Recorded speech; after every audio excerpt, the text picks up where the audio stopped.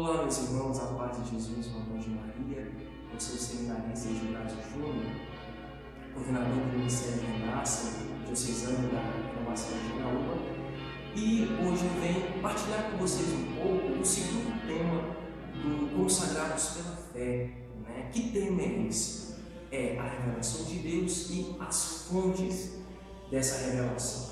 Primeiro, o que é revelação? O que significa isso no contexto cristão?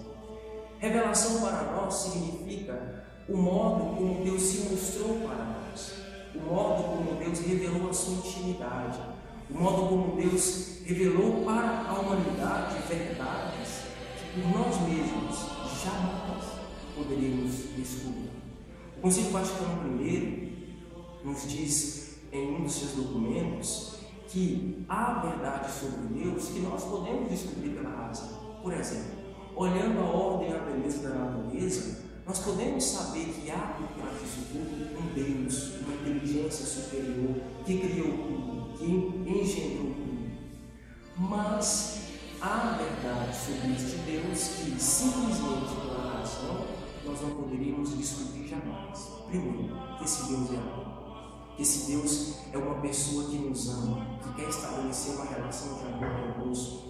Jamais saberíamos também, pela razão, que esse Deus é Trindade, é um só Deus, mas em três pessoas. Jamais saberíamos também, pela razão, que este Deus se encarnou e se fez homem. Então, tudo isso diz respeito àquelas verdades que por nós não poderíamos saber. E só poderíamos tomar conhecimento delas através de uma revelação sobrenatural, ou seja, que tem como ponto de partida não nós, mas o próprio Deus. Então, o próprio Deus, como nós vemos lá no Antigo Testamento, desde Abraão, Noé, Moisés, foi se revelando.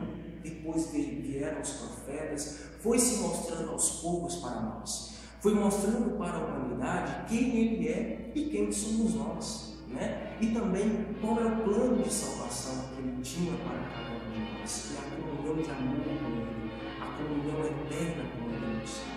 Então Deus aos poucos foi revelando essas verdades para nós, e nos diz o Concílio Vaticano II que a plenitude dessa revelação, o ápice dessa revelação de Deus se deu em Jesus Cristo, ou seja, como diz São João da Cruz também, toda a palavra que Deus queria pronunciar, dizer para a humanidade, se deu no seu verbo, Cristo Jesus. Então, toda a revelação de Deus, toda a revelação das verdades que Deus quis mostrar para nós, tem sua plenitude e seu ápice em nosso Senhor Jesus Cristo.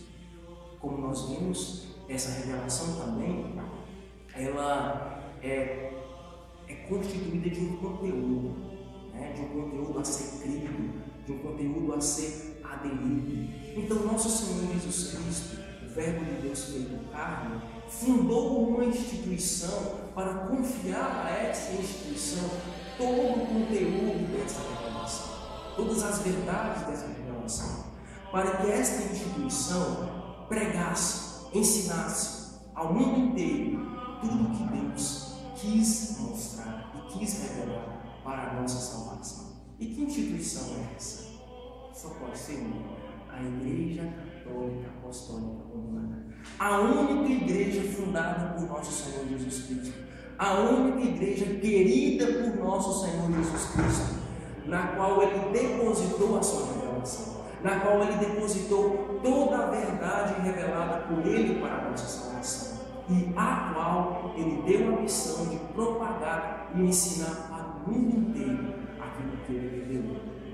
E esta missão Ele deu à igreja através, primeiramente, de Pedro, o chefe, aquele que o Senhor escolheu para sobre ele edificar a sua igreja, o primeiro Papa, do qual o Papa Francisco, nosso atual Papa, é o sucessor direto, e também através dos demais apóstolos, dos quais os bispos são os sucessores hoje.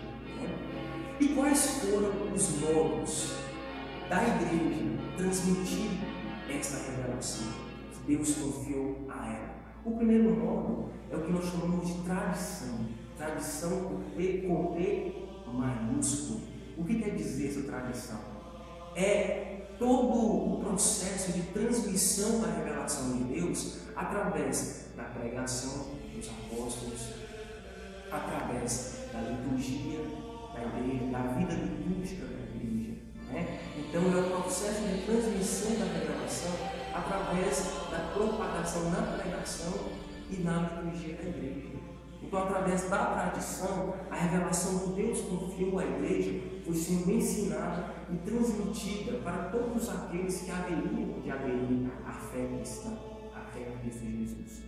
E o segundo modo de transmissão da revelação de Deus são as Sagradas Escrituras.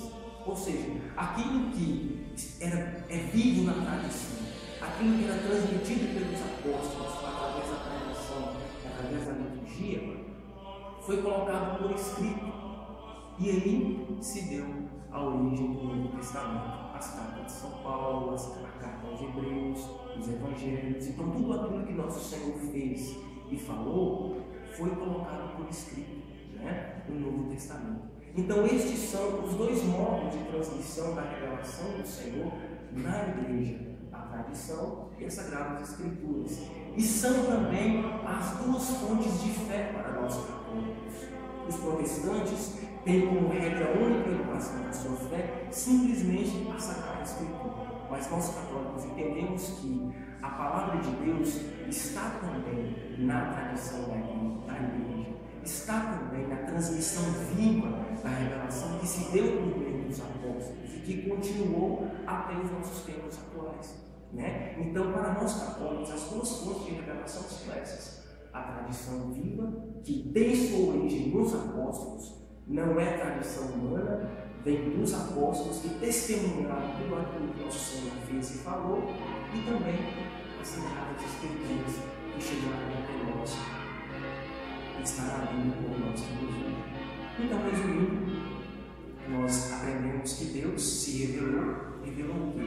Verdades que não poderíamos alcançar por nossa razão, né? E essas verdades que nosso Senhor revelou, Ele confiou a uma instituição, e essa instituição é a Igreja Católica Apostólica Romana, fundada sobre Pedro e os demais apóstolos. E os dois modos que a Igreja, nos apóstolos, encontrou transmitir essa revelação do Senhor a ela confiou é a tradição e as Sagradas Escrituras. Então, estas são as duas fontes da revelação do nosso Senhor. Estas são as duas fontes da palavra de Deus, da revelação de Deus, confiada à Santa Igreja, da qual, com muito orgulho, nós fazemos parte. Amém. Louvado seja nosso Senhor Jesus Cristo, para sempre seja.